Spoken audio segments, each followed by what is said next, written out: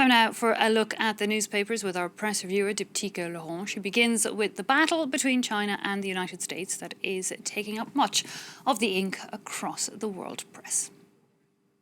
There's a lot of focus on Presidents Donald Trump and Xi Jinping in the press today.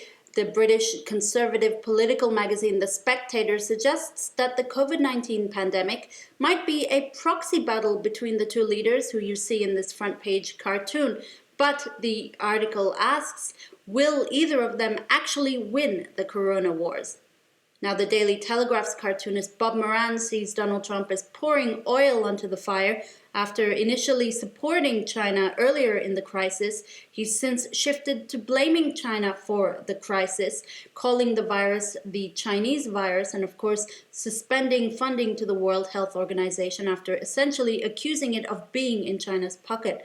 Now, there's an interesting perspective from the China Daily today, the writer really presenting China in a heroic light, saying it has fulfilled its responsibilities in helping other countries, while the US has, quote, tried to smear China.